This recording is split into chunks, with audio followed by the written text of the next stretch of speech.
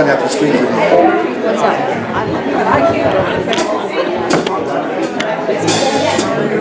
If I can have Jenny to come up. Jennifer, would you have you come up forward, or Melissa? Melissa or Jennifer?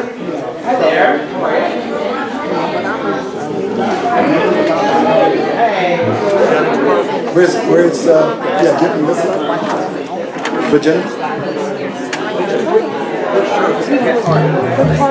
Okay, I have a special announcement that on behalf of John Lidsdorf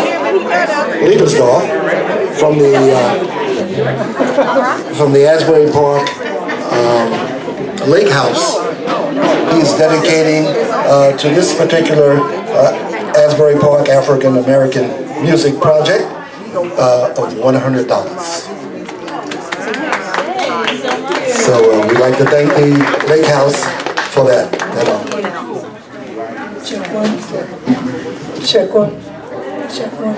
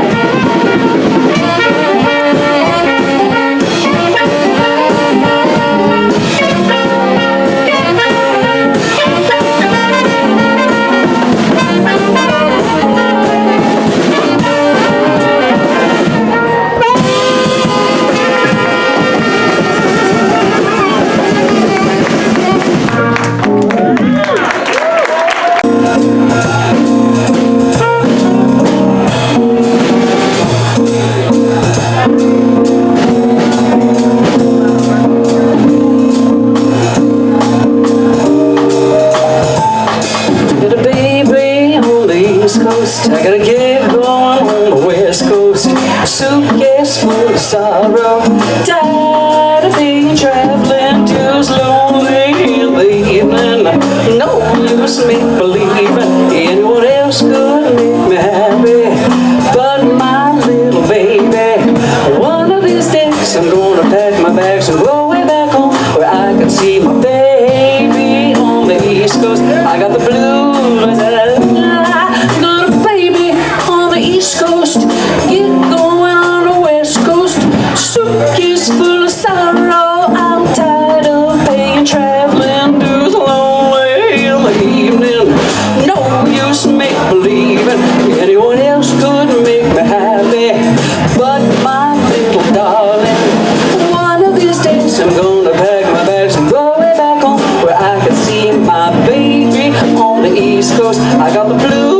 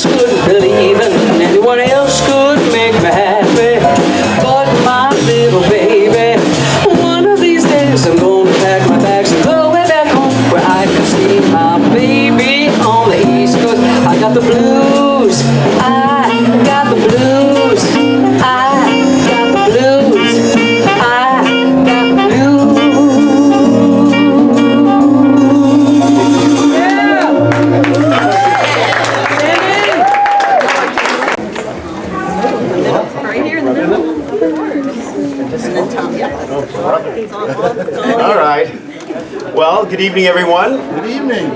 For those of you who are fortunate enough not to know me, my name is Tom Hayes. I'm with New Jersey Natural Gas, and I do our community relations, and we've been involved in Asbury Park forever. The company actually started in Asbury Park in 1952, so you know, we have a real love for this city, and through that, Yvonne Clayton, the lovely and beautiful Yvonne Clayton, your council person, came up to me and told me about the project and said, you know, we're looking to try to raise a total of about $10,000 to try to help, you know, get this program really on solid ground and continue to do the great work that this team is doing, which, first of all, let's give a round of applause to this group for really doing this project, right? Amazing.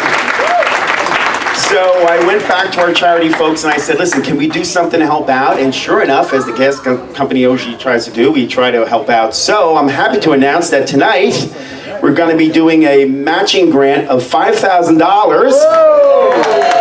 So what that means is for every dollar that you give tonight, we're going to match it dollar for dollar. And hopefully between our $5,000 and the $5,000 that we'll raise, we'll make the $10,000 goal. So that's the goal for this. So, and they keep on going until you meet the match. So, you know, we're just challenging everybody out there to just give what you can. If you give $1, it becomes $2, 10 becomes 20, you get it. 50 becomes 100, that's great. So, thank you very much, and good job, team. Thank you so much, Tom. All right, pleasure.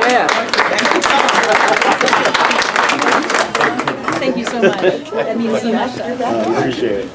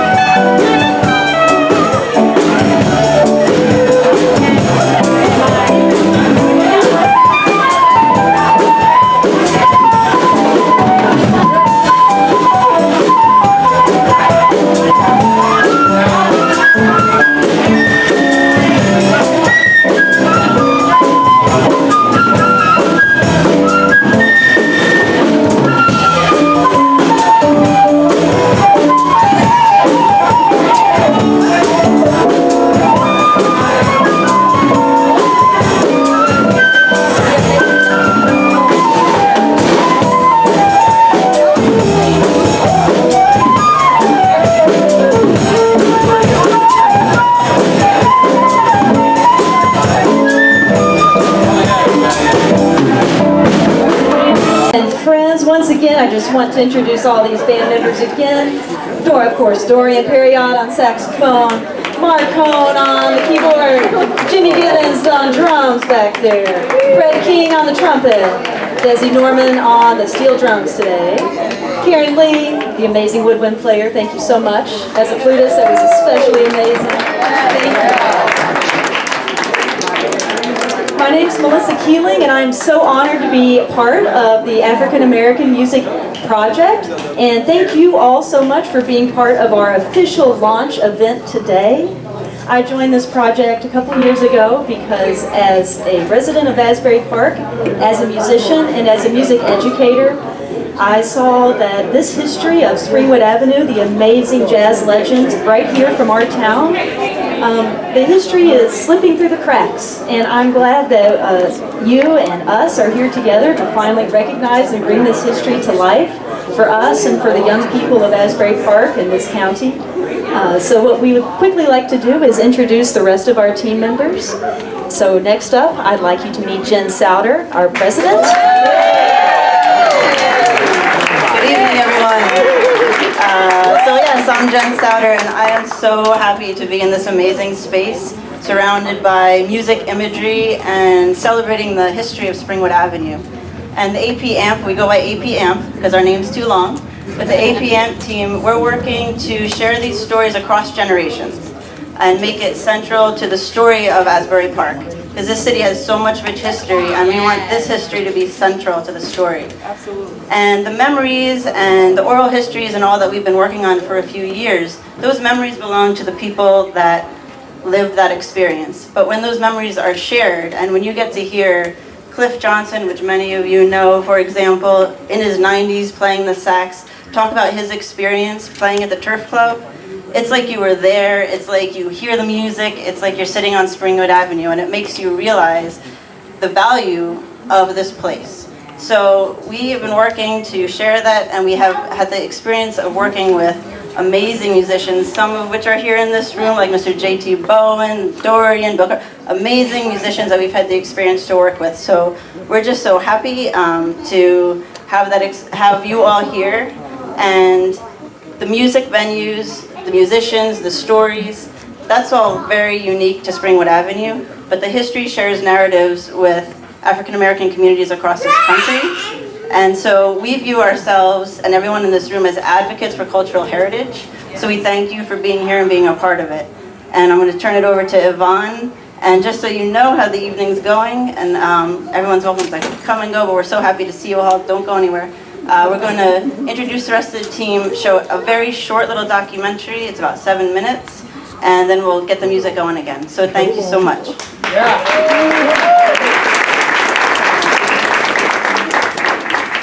As everyone else has said, thank you so much for coming out and being a part of this evening. I am one of the few who grew up here, so I remember what Springwood Avenue was back in the day. When you walked down the street and you heard music coming out of the stores and out of the clubs. And you could feel the energy and the vibrancy, and it was so exciting. So for us to be able to kind of bring some of that back and introduce the music to generations who don't know, that is very important to us, and that's why we've been working on this project for 2 years. I am so happy that we have been able to introduce these musicians to you tonight, and you're going to hear more music and more music, and it is fun for everyone to be here. And thank you one more time. There's going to be more music, more excitement, and at this point I'm going to turn the mic over to Kathleen Melger, who is another member of our team.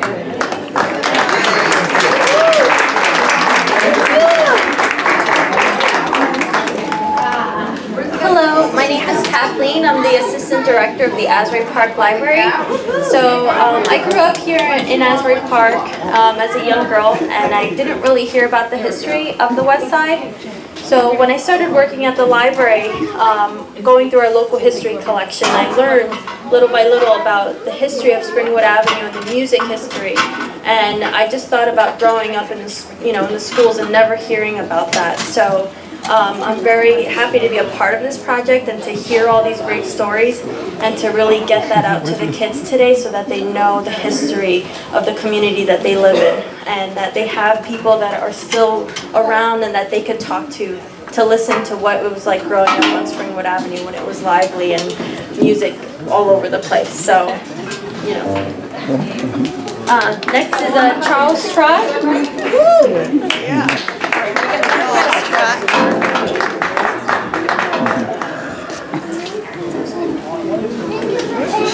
Good evening, folks. I am Charles Trott. I'm a visual artist and arts educator, and I became a part of this team primarily because, as everyone says, this is the history of African American music in Asbury Park.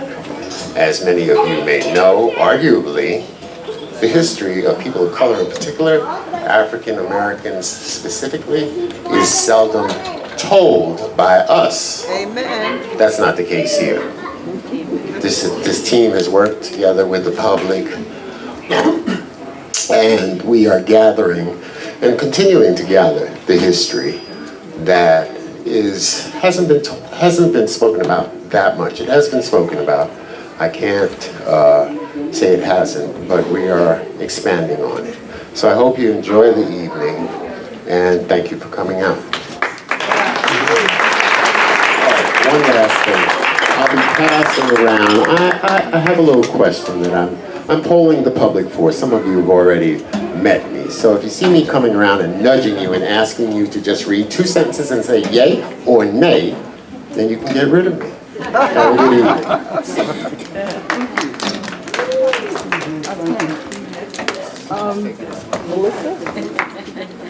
Start whistling. All right, so stay tuned. Just a moment, you'll see our first film that we produced based on our initial interviews that we did. And so this is our footage, our first video about a year ago, I think we produced this. Of course, we titled this Down the Avenue, and of course this wouldn't have been possible without Mike Sedano and Nancy Sabino, who I think I saw Mike around here somewhere. So thank you so much, Mike and Nancy, for helping us produce this film. Thank you, Mike and Nancy. Hope you guys enjoy Down the Ave. Give us just 1 second. Thank you.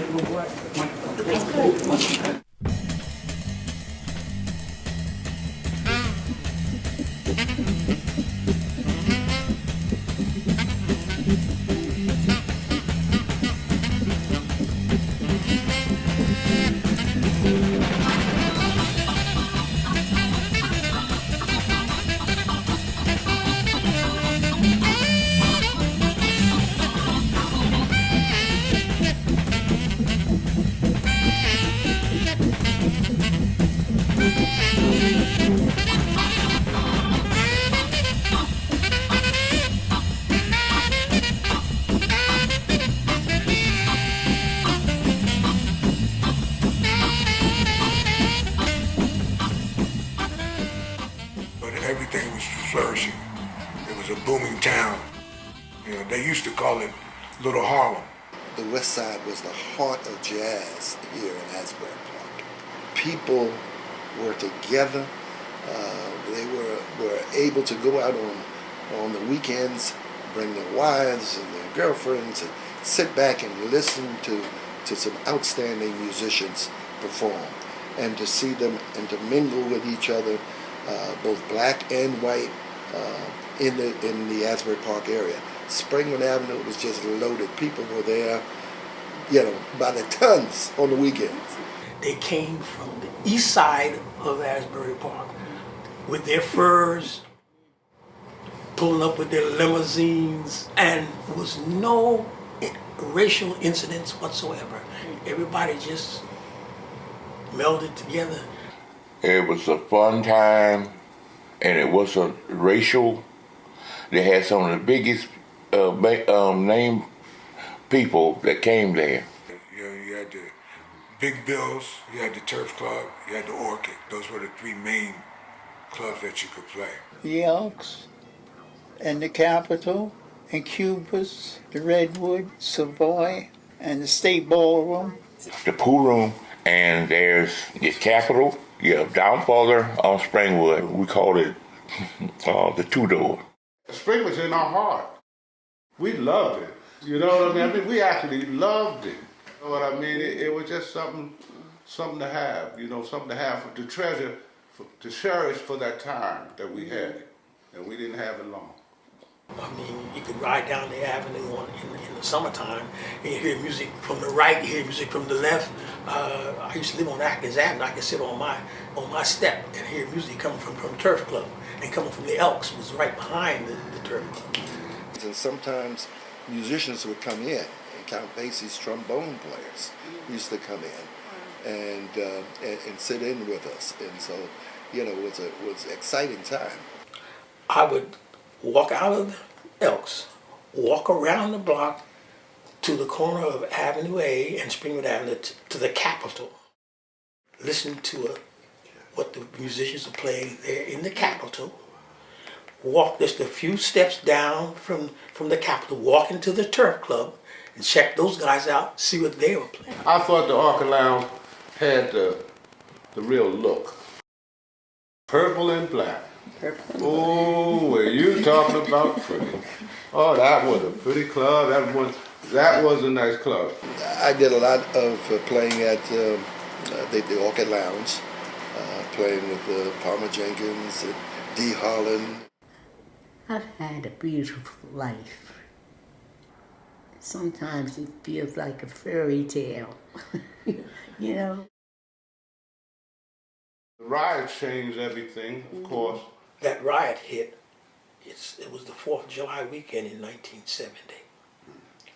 I got a phone call, Cliff, you better come down to the drugstore because this was around 10 o'clock at night, that somebody broke in the window.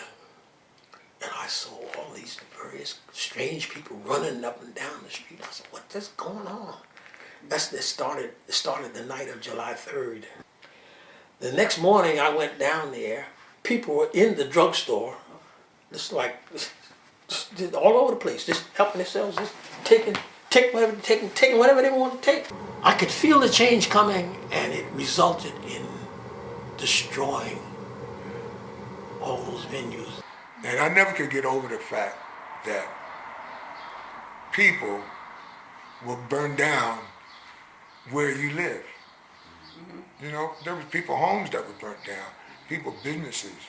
Stores on Springwood Avenue where they were getting their foods and clothes and all of that, it was just gone, just in a very short period of time.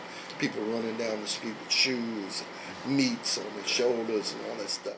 I was standing in front of the bar, and the first brick that I saw thrown was by a guy I never seen before. I don't know where this guy came from or anything.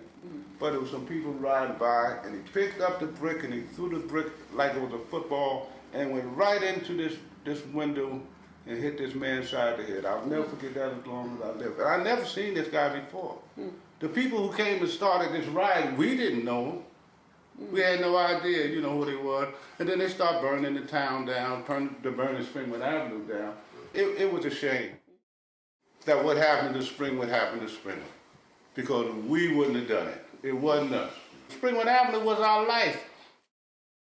But it was some good bands here, and they were all working. When you talk about the sound of Asbury Park, you have to put in the R&B from the West Side, because some of the artists, the white artists, would come to the West Side to hear what was going on, and they would pick it up, take it back. That's how Bruce became Bruce. And to give you a good example of Bruce with his music, when he got Clarence in his band, this whole thing changed. It's a feeling. Jazz has something you can feel. You can feel jazz. You know what I mean? It doesn't have to be the words. Music is not supposed to be black and white. Music is music, but it's a collaboration of East and West. When I think you're talking about the Asbury sound. Our kids don't know what life was like. We had it, and we lost it. we lost it. Asbury shouldn't be a west side and east side. It's not that big. We had a black society. We had to. But sometimes you might have to go back to go forward. You know, and there has to be a foundation. And I think without a foundation, nothing's really going to happen. You know, the Asbury Park was just the center of jazz, and really a place that people could come and really enjoy themselves, sit back and relax with no tension.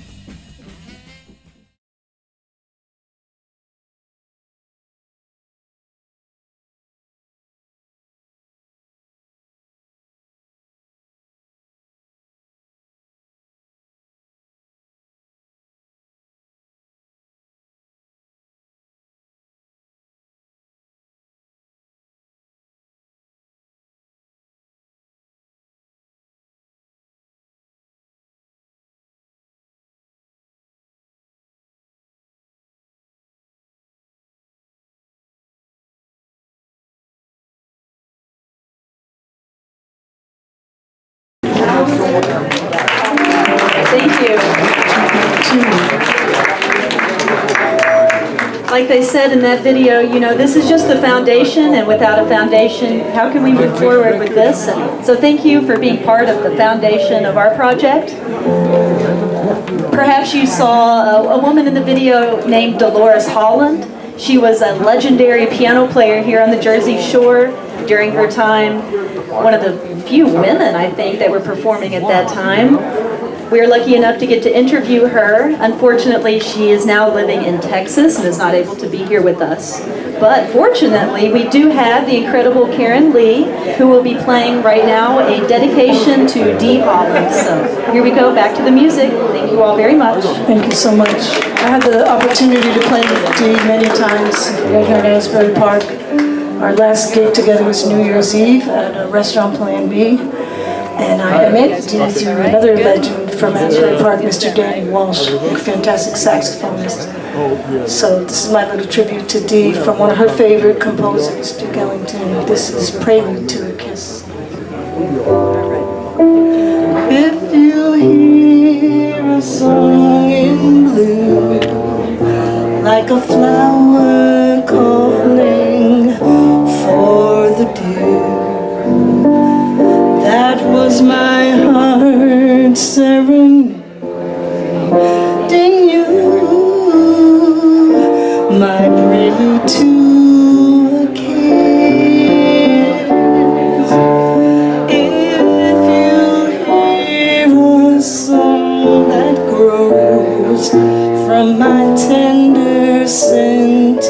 sentimental woes. That was my heart trying to compose my prelude to a kiss. Though it's just a simple melody,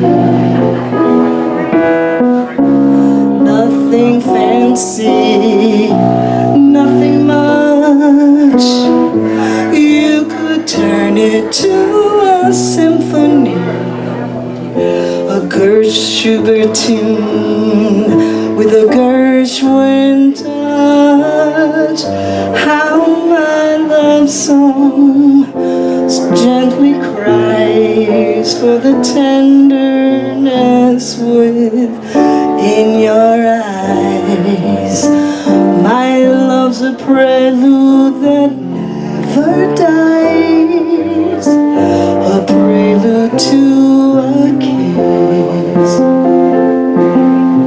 No one to walk with all by myself, no one to talk with, but I'm happy on the shelf. Ain't misbehaving, I'm saving my love for you. I know for certain the one I love, I'm through with flirting, it's just you I'm thinking of. Ain't misbehaving, I'm saving my love for you. Like Jack Horner in the corner, I don't go nowhere, what do I care? Your kisses are worth waiting for, believe me. I don't stay out late, I don't care to go. I'm home about it, just me and my radio. Ain't misbehaving, I'm saving my love. Ain't misbehaving, I'm saving all my sweet love. Ain't misbehaving, I'm saving my love for you. I'm saving it all for you, Dolores Holland. Paulette, love you, miss you here in Asbury Park. Never forget you.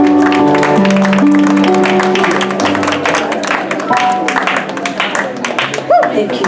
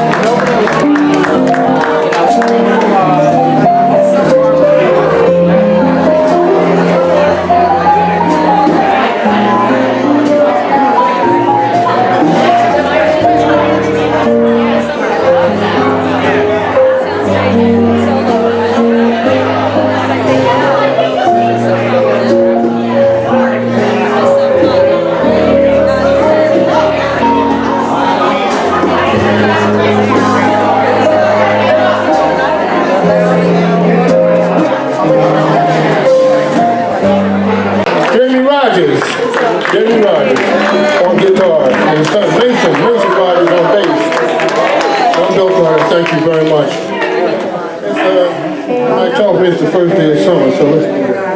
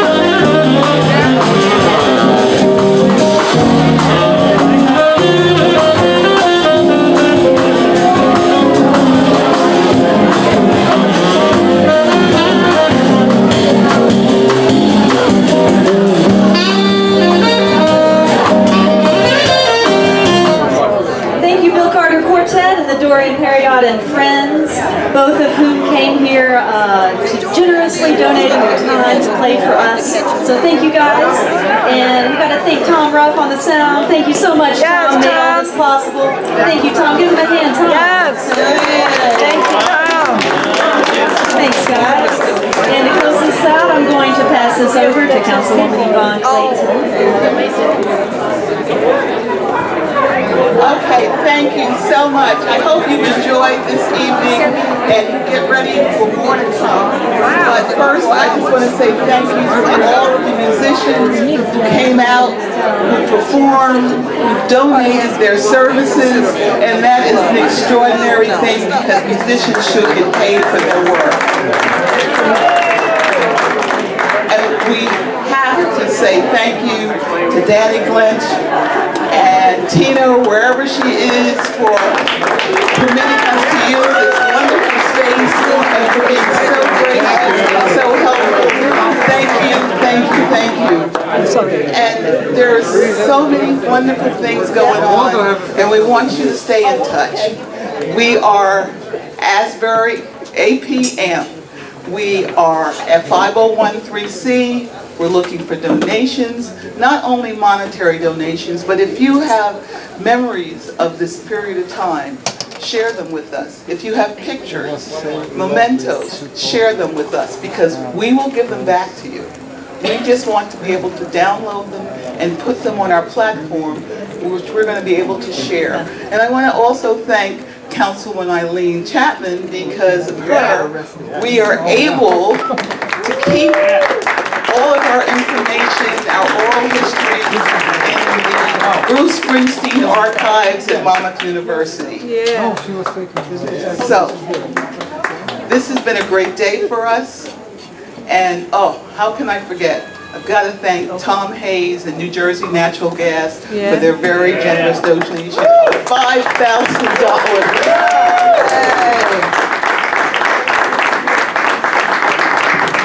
But before we leave, I want to say one thing.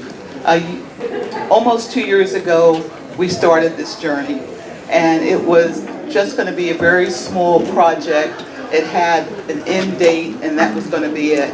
And as we started to interview musicians, they'd say, oh, you need to talk to this person, and you need to talk to that person. And we started reaching out. And then we were looking around, and we went to a conference at the National Preservation Trust. And we said, oh my God, we have to start to preserve this history, because it's an important history. It's a history that if we don't do it, it might be lost. And so we have taken the charge, and this team has worked diligently over the last 2 years. So with all the other thanks that I want to give to our supporters, our partners, and all the people who work behind the scenes, thank you to them, but thank you to the team of Jen Souter, Charles Trott, Kathleen Melger, and Melissa Keeling, because these people have worked together.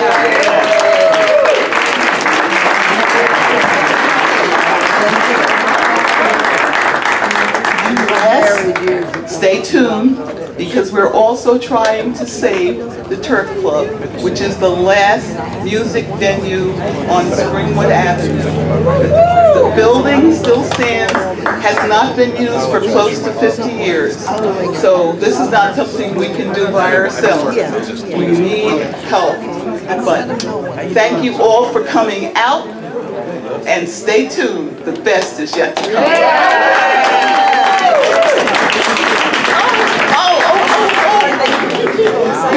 One more. Next Friday at 11:30 on NBC Live, they're going to air a segment about the African American Musical Heritage Project. So, stay tuned and please watch. Thank you. All right. Congratulations on your event. Thanks for having me.